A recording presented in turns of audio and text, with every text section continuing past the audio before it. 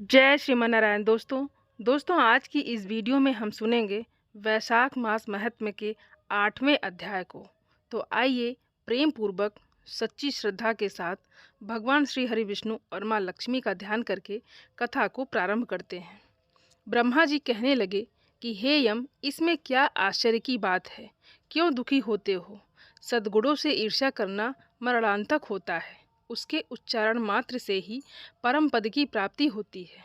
फिर राजा के शासन से विष्णु लोक को क्यों न जाएं, जिनकी जीवा पर हरि अर्थात ये दो अक्षर विराजमान है, और जो विष्णु भगवान को प्रणाम करते हैं, स्मरण करते हैं और उनके गुणानुवाद गान करते हैं, उनको अश्वमेध यज्ञों के समान फल प्राप्त होता है।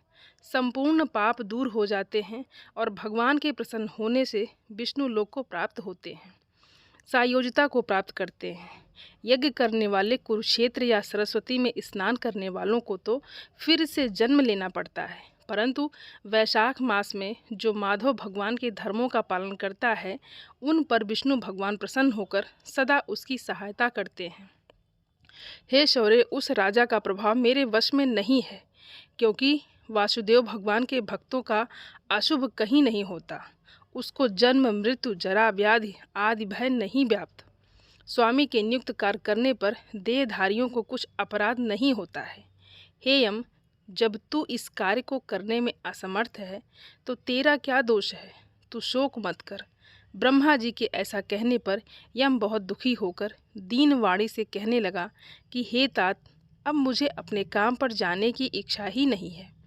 इस महावीरवान राजा को जब मैं अपने धर्म से चलायमान कर दूंगा, तब कृतकृत्य हो जाऊंगा।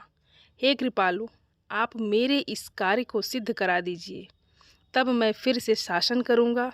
ये बात सुनकर ब्रह्मा जी यम से कहने लगे कि इस विष्णु धर्म परायण राजा का निग्रह तू नहीं कर सकता। फिर ब्रह्मा जी यम को साथ लेकर क्षीर सागर में विष्णु भगवान के पास गए और सांख्य योग द्वारा स्तुति करने लगे। तब विष्णु भगवान प्रकट हुए तो यम और ब्रह्मा ने उन्हें प्रणाम किया। तत्पश्चात विष्णु भगवान ने आने का कारण पूछा। ब्रह्मा जी बोले कि हे श्रेष्ठ, आपके दास राजा के शासन में सब मनुष्य वैशाख धर्मों को करके विष्णु पद को प्राप्त होते चले जा रहे हैं। इसी कारण यमपुरी शून्य हो गई है। इससे अत्यंत दुखी होकर यम राजा से युद्ध करने गया और उसको मारने का दंड उठाया। तब आपके चक्र ने इसे परास्त कर दिया, तो ये दुखी होकर मेरे पास आया है। हम आपके महात्मा भक्तों को दंड देने की सामर्थ्य नहीं रखते हैं, अतः हे महाविभव, हम आपकी शरण में आए हैं। इसलिए हे प्रभु, उस राजा को दंड देकर आप अपने यम की रक्षा करिए। ब्रह्मा के ये वाक्य सुनकर विष्णु भगवान हंसे और ब्रह्मा जी और यम से बोले कि मैं लक्ष्मी तथा प्राण और देह श्रीवत्स कौस्तुमणि तथा वैजंती माला, श्वेत दीप, वैंठ, क्षीर सागर, शेष और गरुड़ का त्याग कर सकता हूँ, परंतु ऐसे भक्तों को कदापि नहीं त्याग सकता जिन्होंने मेरे लिए संपूर्ण भोग त्याग दिए, प्राण छोड़ दिए, मुझ में ही अपनी आत्मा को लगा दिया। उन्हें मैं कैसे छोड़ सकता हूँ? हे यम, मैं तेरे दुख को दूर करने का उपाय बताता हूँ। उस राजा को मैंने 10 सहस्त्र वर्ष की आयु दी है, उसमें से 8 सहस्त्र वर्ष तो बीत ही चुके हैं। अब 2 सहस्त्र वर्ष की आयु भोग कर वो मेरी सायुज भक्ति को प्राप्त हो जाएगा। तब एक बेन नाम का राजा बड़ा दुराचारी होगा, वो सब वेदोक्त धर्मों का लोप कर देगा। तब वैशाख के धर्म भी नष्ट हो जाएंगे। फिर अपने ही पाप से वेन जल जाएगा। तब मैं पृथ्वी का रूप धारण करके पुनः धर्मों की स्थापना करूंगा और वैशाखोक्त प्रख्यात धर्म मनुष्यों से करवाऊंगा। इस प्रकार हे यम, तेरे कार्य की सिद्धि हो जाएगी। तू खेद मत कर। वैशाख के धर्म में निष्ठ महात्माओं द्वारा इस वैशाख मास में तुझे भाग्य प्राप्त होगा। राजा से भी तेरा भाग्य मिलेगा। तू खेद को छोड़कर पराक्रम प्राप्त होने योग्य बन। जो मनुष्य पृथ्वी में तेरे उद्देश्य से प्रतिदिन स्नान, अर्घ्य, जल, कुंभ, दही, अन्न आदि का दान नहीं करेंगे, उनके किए हुए सब कर्म निष्फल हो जाएंगे। अतएव तू उस राजा के ऊपर क्रोध का त्याग कर दे।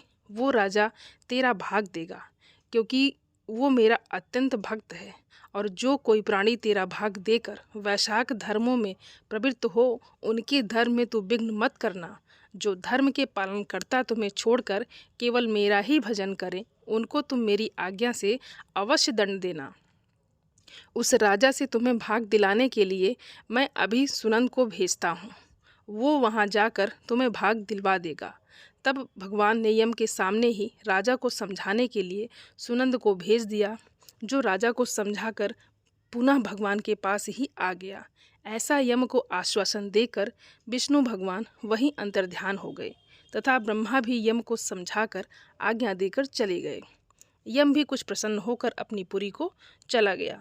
फिर सुनंद की आज्ञा पर राजा ने अपने राज्य में सारी प्रजा को प्रतिदिन यम के निमित्त स्नान, अर्घ आदि करने की तथा वैशाख के धर्मों में यम को भाग देने की सूचना करा दी कि अगर जो कोई धर्मराज का भाग नहीं देगा, उसके वैशाख में दिए कर्मों को यमराज स्वयं ले लेंगे।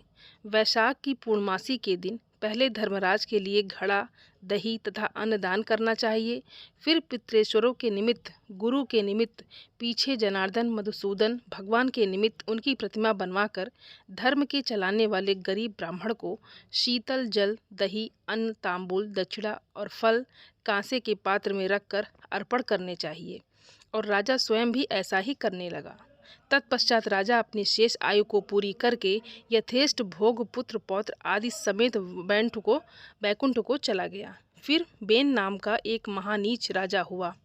उसने सब धर्म तथा वैशाख धर्मों को लोप कर दिया, अतः सब प्राणी धर्मों को करना भूल गए। इसी कारण वैशाखोक्त धर्म बहुत प्रसिद्ध नहीं रहा। विष्णु भगवान के कोई बिरले भक्त ही इन धर्मों को जानते हैं। श्रुतदेव जी कहने लगे कि मेष की संक्रांति में वैशाख मास में प्रातःकाल स्नान करके मधुसूदन भगवान का पूजन करके जो इस मनोरथ कथा को सुनते हैं, वो सीधे विष्णु लोक को जाते हैं।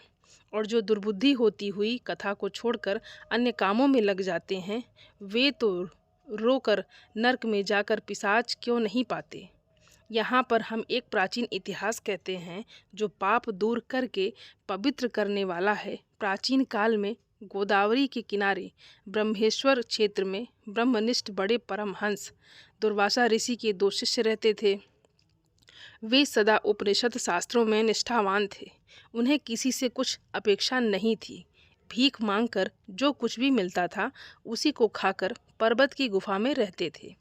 ये दोनों तीनों लोक में सत्यनिष्ठ और तपोनिष्ठ नामों से विख्यात हुए।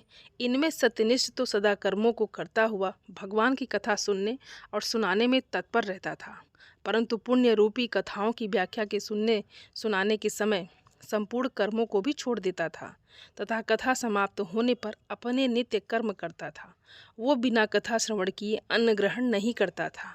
अतएव जो मनुष्य ऐसी कथा सुनते हैं, उनको जन्म के बंधन नहीं व्याप्त होते हैं और विष्णु भगवान में सच्ची भक्ति तथा स्नेह उत्पन्न होता है। अरति दूर हो जाती है और साधु महात्माओं में सुहृदयता उत्पन्न होती है।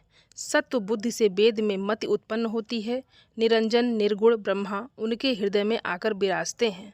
परंतु जहाँ साधु महात्मा ना हो, तुलसी ना हो, विष्णु जी का मंदिर ना हो, काला मृग ना हो अथवा कथा ना होती हो, वहाँ यदि साक्षात गंगा जी का किनारा भी हो तो त्याग देना चाहिए। वहाँ का मरा हुआ प्राणी 100 जन्मों तक कुकुर योनि पाता है अथवा अधंत मिश्र नामक नरक में पड़ता है। ऐसा उपनिषद विचार कर वो मुनीश्वर सदा विष्णु की भक्ति और कथा श्रवण करने में ही तत्पर रहता था। मगर दूसरा जो तपोनिष्ठ था, ना तो जिह्वा से विष्णु कहता और ना ही कानों से सुनता था। तीर्थ स्नान करने जाता तो वहाँ पर होती हुई कथा भी तप में विघ्न न पड़ जाए, इस डर से छोड़ देता था। श्रोता और वक्ता कोई भी उस कर्मनिष्ठ के निकट होकर गृह कार्य के लिए नहीं निकलता था। उस दुरात्मा ने दुर्बुद्धि से ऐसे ही समय बिताकर अपना शरीर छोड़ दिया। तब वो शमी के वृक्ष पर छिन्नकर्ण नाम का महाबलवान पिशाच हुआ। आश्रयहीन छदा से व्याकुल होकर उसका कंठ, ओष्ठ और तालु सूख गए। ऐसे ही अत्यंत दुखी होकर अपने किए हुए कर्मों के ऊपर विचार करता हुआ वो उन्मत्त की तरह इधर उधर घूमता और भटकता रहा। इस प्रकार 10 सहस्त्र वर्ष बीत गए। उसे अपना कोई रक्षक दिखाई नहीं देता था। उस अकृतात्मा की देह पर पवन अग्नि के समान लगता था, जल कालाग्नि के तुल्य और पुष्प आदि विश्व के सदृश मालूम होते थे। इस प्रकार वो इस सुनसान वन में साधु संग तथा कथा से रहित स्थान में भटकता रहा। कदाचित दैव योग से सत्यनिष्ठ प्रेक्षसीपुरी से आया मार्ग में उसने क्षुधा से अत्यंत पीड़ित और अत्यंत दुखी छिन्नकार्डा नामक पिशाच को देखा। उसे देखकर मुनीश्वर कहने लगे कि अब डर मत, तू कौन है, तेरी ये दशा कैसे हुई, अब से आगे तुझे दुख नहीं होगा। सत्यनिष्ठ के ऐसे आश्वासन देने पर छिन्नकर्ण अत्यंत व्याकुल होकर कहने लगा कि हे प्रभु, मैं दुर्वासा का शिष्य तपोनिष्ठ नाम का यति हूँ। मैं ब्रह्मेश्वर क्षेत्र का निवासी हूँ। कर्मों के लोप हो जाने के भय से अपनी दुर्बुद्धि के कारण महात्माओं द्वारा कही हुई विष्णु कथा का आदर नहीं किया। उसी कर्म के घोर परिणाम से मेरी मृत्यु हुई और छिन्नकर्ण नामक पिशाच बनकर दुख से अत्यंत व्याकुल हुआ हूँ। आज मेरा भाग्य फिर गया। आज मेरे ऊपर सब देवता, गुरु तथा साधु संतुष्ट हैं। हरि भगवान मेरे ऊपर प्रसन्न हैं, जो आपके दर्शन हुए। इस प्रकार छिन्नकर्ण त्राहि त्राहि करता हुआ चरणों पर गिर पड़ा।